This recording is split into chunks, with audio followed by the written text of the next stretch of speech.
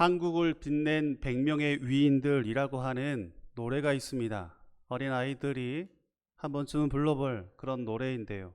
아름다운 이 땅의 금수강산에 당군 할아버지 터 잡으시고, 이하 내용은 제가 알고 있지만 시간 관계상 여기까지만 부르도록 하겠습니다. 100명의 위인들에 관한 여러 행적들을 소개하고 있는 이 가사에 보게 되면 김유신 장군에 관한 내용을 소개하는데요. 말목 자른 김유신이라고 표현하고 있습니다.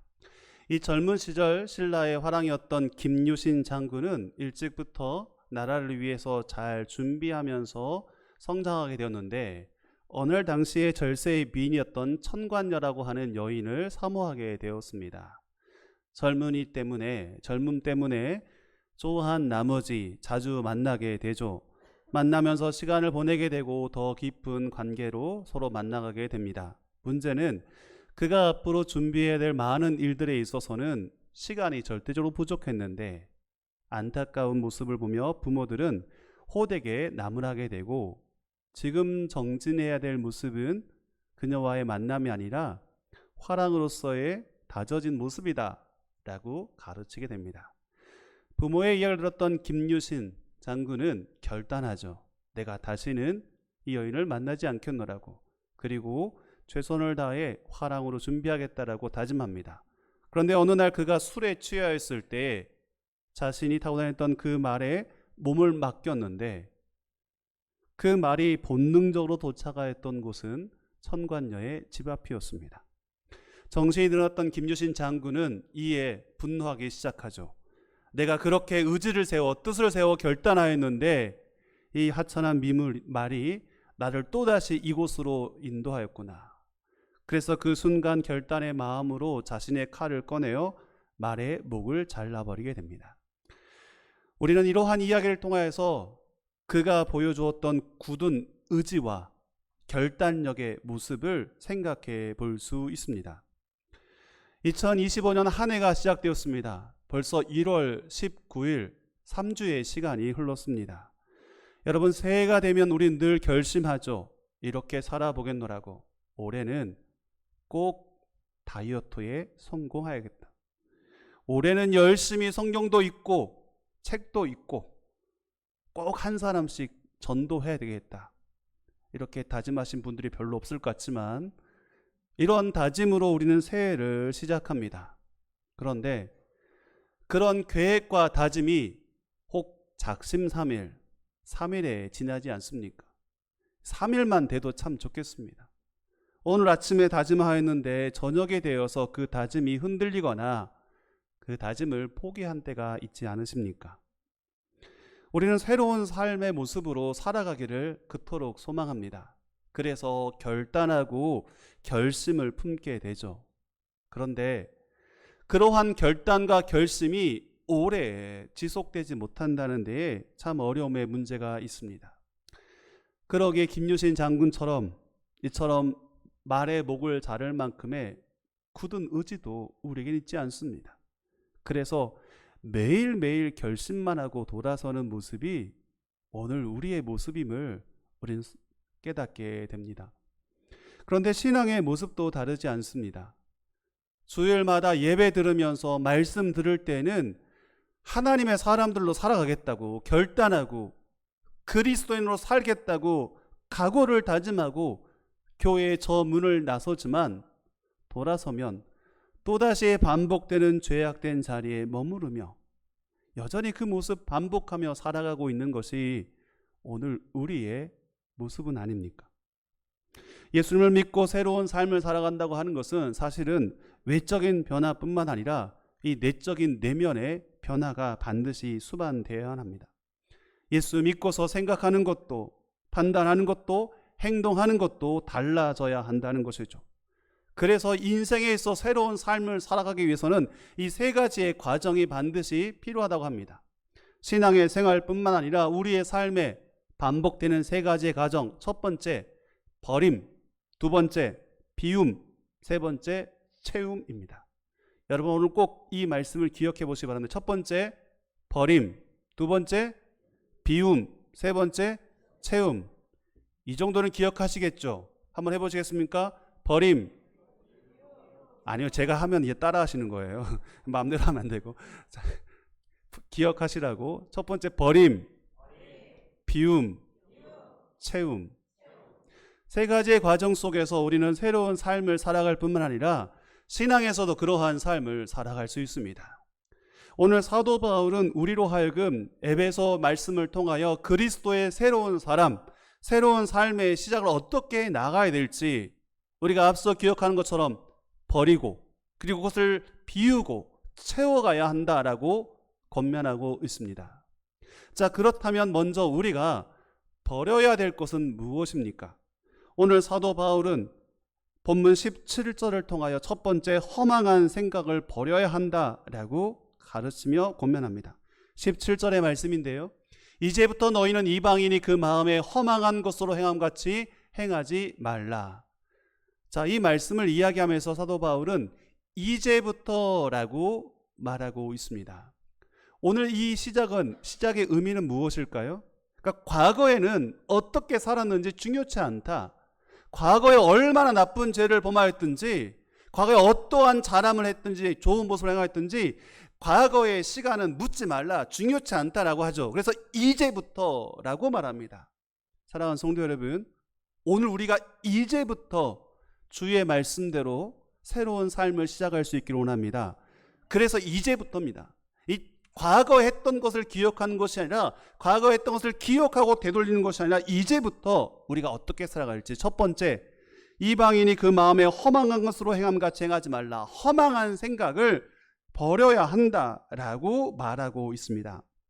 특별히 허망하다라고 하는 이 뜻의 어원을 찾아보게 되면 헬라어의 사전 속에는 방향이 없다, 목적이 없다라고 소개하죠. 즉 마음에 허망한 것을 버린다, 허망한 생각을 버린다고 하는 것은 방향이 없는 생각 혹은 목적이 없는 그러한 삶의 모습을 버려야 한다라고 우리에게 말하고 있습니다. 방향이 없거나 목적이 없을 때는 올바른 곳으로 갈 수 없습니다.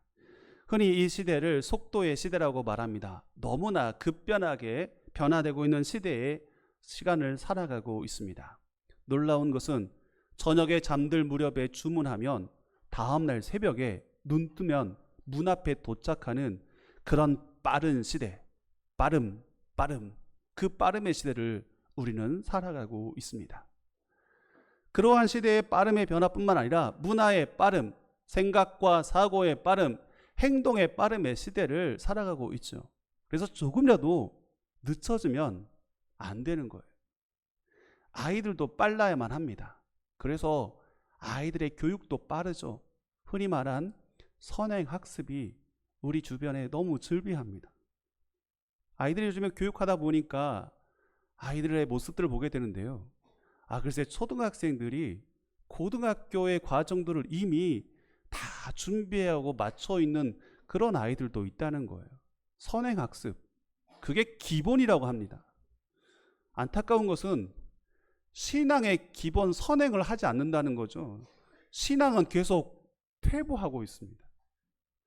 이 시대가 빠름을 외치고 있지만 우리의 삶의 자리에 문화의 모든 것들이 빠른데 사실 빠른 것이 완전하고 완벽한 것은 아닙니다. 여러분, 아무리 빠르다 할지라도 올바른 방향으로 나아가지 못하면 그것은 유익하지 않습니다. 예를 들어 잘못된 곳으로 빨리 진행한다고 한들 목적과 방향이 분명하지 않으면 사실은 아무리 잘못된 방향으로 빨리 가면 갈수록 우리는 목적지에서 점점 멀어져 갈 뿐입니다. 우리가 부산을 향해 빨리 가야 되는데 부산이 아니라 목포를 향해서 빨리 간다고 하면 방향은 점점 멀어지는 것이죠. 그래서 빠른 것도 참 중요하지만 그 무엇보다 방향과 목적이 중요하다는 것입니다. 오늘 사도 바울은 그러한 사실을 분명히 우리에게 권면하고 있습니다. 즉 허망한 생각을 버리라라고 하는 것은 방향이 없거나 목적이 없는 그러한 헛된 생각들을 속히 버리라라고 말하죠. 왜 버려야만 할까요? 우리는 생각하는 대로 살아가기 때문입니다. 생각하는 대로 말하고 생각하는 대로 행동하고 생각하는 대로 가능하기 때문이죠. 그래서 우리는 헛된 생각, 허망한 생각의 마음들을 속히 버려야만 합니다. 버려야만 새로운 삶을 살아갈 수 있습니다.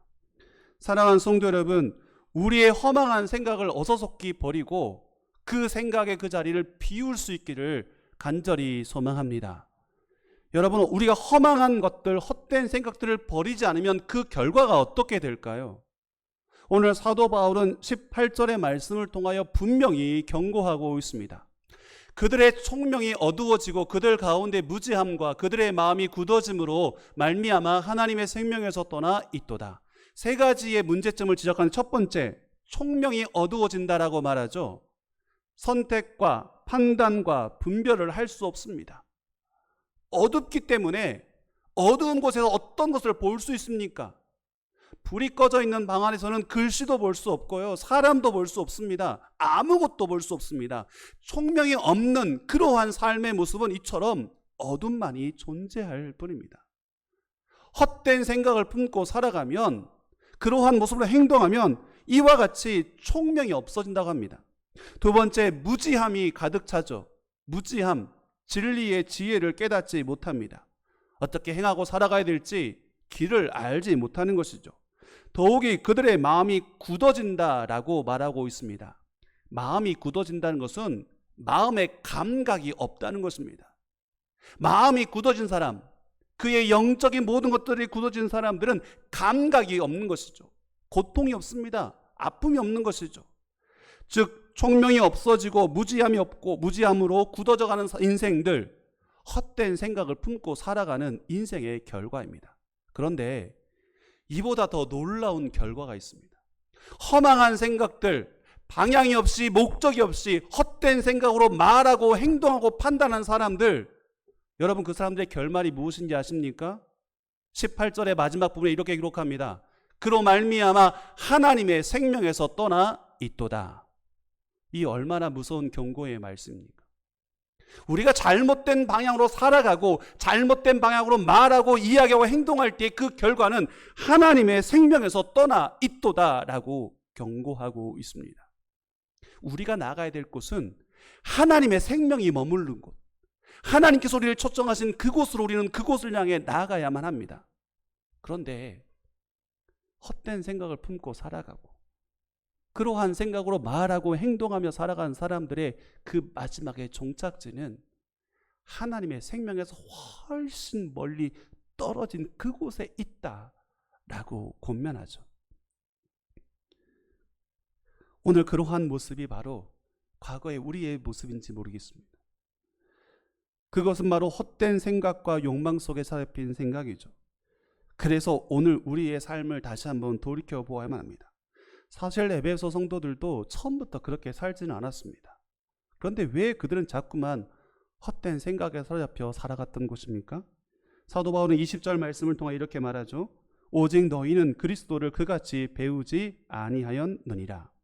예수 그리스도를 온전히 배웠던 그 생각과 그 뜻대로 살아갔으면 됐을 텐데 그렇게 살지 못했던 것이죠. 그래서 처음에는 그렇게 배웠습니다. 처음엔 그렇게 깨달았습니다. 그런데 자꾸 살면서 그 뜻대로 살지 못하고 예수님의 생각과 예수님의 방식이 아니라 세상의 생각과 방식으로 판단하고 결정하고 행동하는 그들의 삶이 마침내 하나님의 생명에서 떠나게 되었던 것입니다. 사랑하는 성도 여러분, 올 한 해 우리의 헛된 생각의 자리에서 벗어나 조금 더 예수님 앞에 가까이 나아갈 수 있기를 주님의 이름으로 축복드립니다. 그래서 예수님의 생각을 더욱더 깊이 해야만 합니다. 예수님의 말씀을 기억하고 또 그분의 마음을 깨닫고 살아가야만 합니다. 그렇게 행하는 것이, 그렇게 말하고 행동하고 살아가는 것이 바로 헛된 생각에서, 허망한 생각에서 벗어날 수 있는 것이죠. 그리스도를 본받아라고 하는 책 가운데 보면 우리의 삶에 대해서 토마스 아퀴나스는 이렇게 지적하는데요. 예수님대로 생각하고 예수님의 생각대로 말하라. 사랑하는 성도 여러분, 우리가 무슨 일들을 할 때마다 예수님이 어떻게 생각하셨을까? 오늘 이 문제에 대해서 예수님이 어떻게 판단하실까? 어떻게 결정하실까? 여러분, 그것이 우리의 첫 번째 질문이 될 수 있기를 소망합니다. 사람들의 생각과 반응이 아니라, 내 경험이 아니라, 만약 예수님이시라면 어떻게 생각하셨을까? 어떻게 행동하셨을까? 오늘 그 물음이 우리 가운데 있어야만 합니다. 그래야만 허망한 생각에서 벗어날 수 있습니다. 올 한 해 살아가면서 예수님의 마음과 예수님의 생각을 깊이 기억함으로 우리의 삶의 자리에서 헛된 생각이 아니라 예수님의 마음으로 생각하고 판단하며 살아가시는 복된 한 해가 되시기를 주님의 이름으로 축복드립니다. 오늘 또한 본문 말씀은 두 번째로 우리가 버려야 될 것에 대해서 욕심을 버려야 한다라고 경고하고 있습니다. 19절의 말씀인데요.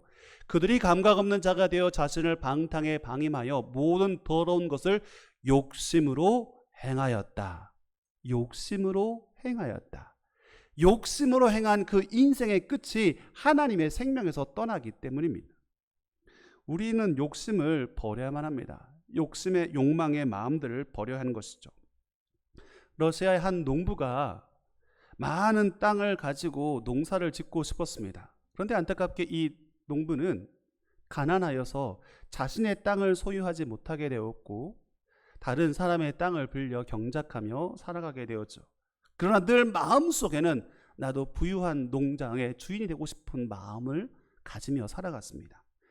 어느 날 지나가는 사람이 저 멀리 다른 동네에 봤더니 그쪽에는 이제 막 개발되어서 한 주인이 땅을 마음대로 나눠주고 있다, 무료로 나눠주고 있다라는 소식을 듣게 되죠. 정말일까 싶은 마음에 그곳에 찾아갔는데 그 주인이 말 그대로 그가 원하는 만큼 땅을 주겠다고 하였습니다. 단 한 가지 조건, 그가 출발한 지점에서부터 그 땅을 원하는 만큼 돌아와서 다시 그곳으로 돌아오게 되면 그가 밟은 모든 땅들을 주겠다. 아침 해가 뜰 때부터 시작하여 저녁 해질 때까지 내가 밟고 돌아온 모든 땅을 주겠다라고 약속하였습니다. 저녁이 되어서 잠이 들었는데 다음날 생각해 보니까 너무나 기분이 상쾌해지기도, 기분이 너무나 즐거워지고 행복해지기도 하죠. 내가 너무나 많은 땅들, 꼭 많은 땅을 차지하겠다는 그런 기대감으로 아침 해가 뜰 무렵 주인에게 허락을 구하고 이제 출발하기 시작했습니다. 멀리 눈앞에 보이는 좋은 땅을 찾아가기 위해서 열심히 출발하며 걷기 시작합니다. 여기도 내 땅, 저기도 내 땅, 좋은 땅들이 눈앞에 보일 때마다 그러한 마음으로 기쁨으로 걷기 시작하죠. 그런데 문득 정신을 차려보니 해가 서산에 조금씩 기울어져 가고 있습니다. 생각해보니 늦었다라고 생각하였고 속히 돌아가야겠다라고 생각하게 되죠. 그런데 너무나 멀리 돌아온 나머지 처음 출발했던 그곳으로 돌아가기는 참으로 어려웠습니다. 처음에는 걷다가 이제는 조금씩 서두르기 시작합니다. 뛰기 시작하죠. 해가 거의 질 무렵에 마침내 그가 처음 출발했던 그곳으로 겨우겨우 도착하게 되었습니다. 주변의 사람들은 박수를 치며 환호하죠. 이제 많은 땅을 소유하게 됐다라고 부러운 듯이 이야기합니다. 그러나 안타깝게도 그 사람은 아침 온종일 아무것도 먹지 않고 물도 마시지 않고 하루 온종일 걷고 뛰고 힘겨운 나머지 마침내 그가 돌아왔던 처음 출발 그 지점에서 목숨을 잃게 되었다라고 합니다. 러시아의 대문호였던 톨스토이가 이러한 내용을 사람에게 얼마의 땅이 필요한가라는 책에 소개하고 있습니다. 여러분, 사람들에게 얼마의 땅이 필요할까요? 그가 얻었던 땅의 넓이, 그곳은 그가 묻혔던 자그마한 땅에 불과하였습니다. 이 이야기가 오늘 우리에게 전해주고 있는 것은 무엇일까요? 우리의 욕심이 이와 같이 끝이 없다는 것입니다. 한이 없다는 것이죠. 조금만 가지고 돌아오면 되는데 한 번 출발하고 떠난 우리의 욕심은 조금 더 갖기를 소망하며 소망하다 보면 나의 영혼이 죽어가고 있음에도 불구하고 미처 깨닫지 못합니다. 걷기도 하고 뛰어서 마침내 그 모든 것을 갖기 위해 그 처음 출발하였던 곳으로 다시 되돌아와 보지만 그제서야 내 육신과 영혼이 죽어가고 있었음을 그곳에서 깨닫게 되는 것입니다. 그렇습니다. 우리의 욕심과 욕망은 바로 이와 같습니다. 우리가 가지려고 하는 순간 더 많이 가지려 한 마음이 생겨나게 되고 마침내 그 끝의 결말은 이와 같은 비극적인 모습이라는 것이죠. 사도 바울은 이러한 우리의 욕심을 가리켜 속히 그리스도의 십자가에 못 박으라고 말하고 있습니다. 갈라디아서 5장 24절의 말씀인데요. 그리스도 예수의 사람들은 육체와 함께 그의 정욕과 탐심을 십자가에 못 박았느니라. 십자가에 못 박았다라고 하는 그 의미는 우리에게 더 이상 그러한 것이 필요치 않다는 것이죠. 그래서 바울은 과감하게 불필요한 그것을 저 십자가에 못 박았다. 그리고 우리도 함께 믿는 자들은, 예수를 믿는 예수의 사람들은 못 박아야 한다라고 말하고 있습니다. 사랑하는 성도 여러분, 우리가 버려야 될 것은 바로 채워지지 않는 욕심과 욕망입니다. 성경은 끊임없이 우리에게 욕심과 욕망을 버리라고 말하고 있습니다. 그 이유가 무엇입니까? 여호와께서 우리에게 필요한 것들을 채워주시고 더해주시고 우리에게 허락하여 주시기를 우리는 믿기 때문입니다. 다윗은 이러한 사실을 고백합니다. 여호와는 나의 목자라. 그러므로 내게 부족함이 없으리로다. 사랑하는 성도 여러분, 세상의 욕심과 욕망은 늘 부족합니다. 조금 더 가지려는 마음을 우리가 멈출 수가 없습니다. 그러나 오직 우리 안에 함께 하시는 선한 목자 되신 그 주님과 함께 할 때에 우리의 인생 부족함 없는 인생이 될 줄 믿습니다. 아무리 무서운 맹수라 하더라도 자신의 배가 차면 다른 동물들을 잡아먹지 않는다고 합니다. 이것이 동물의 세계의 모습입니다. 그런데 유일하게 인간이라고 하는 이 사람들의 존재만은 자신의 배가 불러도 끊임없이 탐욕과 욕심으로 살아가는 존재라고 하죠. 올 한 해 살아가면서 우리 안에 욕심과 욕망을 버리고 비울 수 있기를 간절히 소망합니다. 마지막으로 사도 바울은 오늘 본문 22절을 통하여 옛 사람을 벗어버리라 라고 말하고 있습니다. 너희는 유혹의 욕심을 따라 썩어져가는 구습을 따르는 옛 사람을 벗어버리고. 오늘 바울은 벗어버리라 라고 말씀하시죠. 벗어버린다 라고 하는 것은 두 가지 동작이 포함되어 있습니다. 첫 번째, 벗는다. 두 번째, 버린다 라고 말합니다. 그냥 옛 사람을 버리라 라고 말하지 않는 이유는 무엇이었습니까? 옛 사람과 구습들은 벗어버리는 것입니다. 벗는 1차적인 단계가 아니라 벗고서 버려야 한다는 것이죠. 예를 들어 우리가 겨울철 추운 날씨에 외출하고 집에 돌아오게 되면 두터운 외투를 벗습니다. 벗어버리는 거죠. 근데 그때 벗어버리는 것은 다시 입을 수 있기 때문에 옷걸이에 벗어두는 것입니다. 다시 필요한 것입니다. 그런데 바울이 지금 말하고 있는 벗어버린다라고 하는 그 의미는 이와 같이 외투를 다시 벗어버린 것이 아니라 전혀 쓸모없는 것처럼 여기면서 버리는 것입니다. 구약의 시대에 전염병이 발병하게 되면 환자들은 자신들이 입었던 옷을 벗어서 버렸습니다. 불태워 버렸습니다. 벗어버린다라고 하는 의미는 바로 이와 같은 것입니다. 우리의 옛 습관, 구습들, 잘못된 것을 벗어버린다라고 하는 것은 다시 꺼내어서 입는 것이 아니라, 아니요, 다시는 입지 않도록 결단하는 마음으로 완전히 폐기 처분하듯 불에 태우듯 벗어서 불살라 버리는 것입니다. 다시 그 자리로 돌아가지 않고 다시 그것으로 옷 입지 않는 것을 의미하고 있는 것이죠. 바울은 벗어버리라고 우리에게 말하고 있습니다.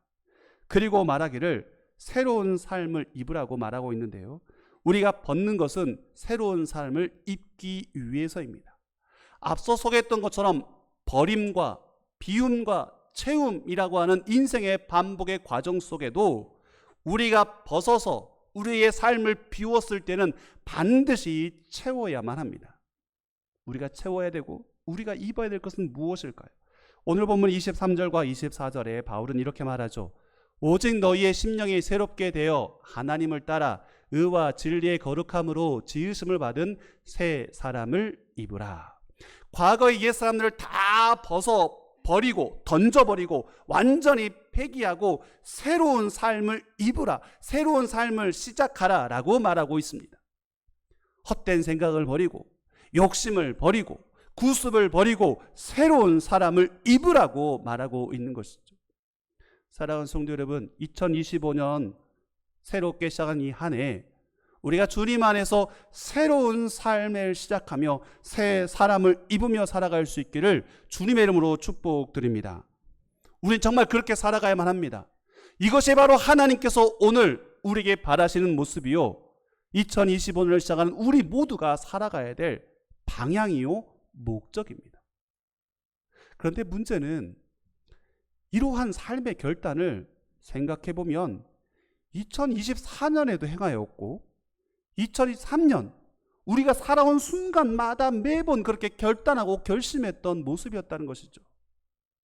하나님 앞에 새 사람으로 살겠습니다. 작년과는 다른 모습으로 헛된 생각하지 않고 욕심 버리면서 옛날 습관 버리고 새 사람을 옷 입고 살아가겠습니다라고 결단하며 우린 늘 살아왔습니다.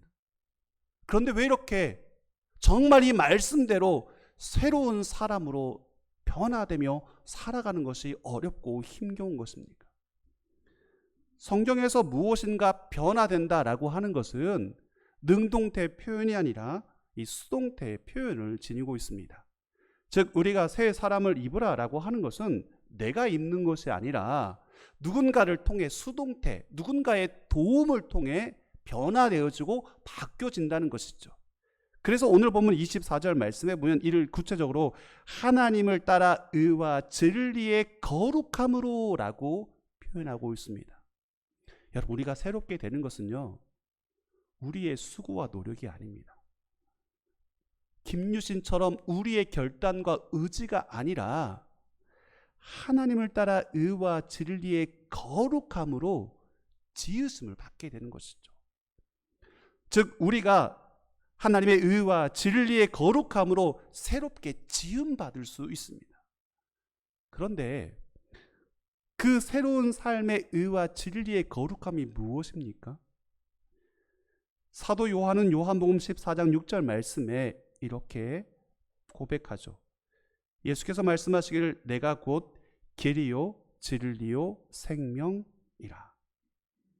그렇습니다. 사도 바울이 지금 말하고 있는 하나님의 거룩한 의로움 그리고 진리의 거룩함, 그것은 사람의 수고와 노력이 아니라 오직 예수 그리스도 그분이심을 그는 고백하고 있는 것이죠.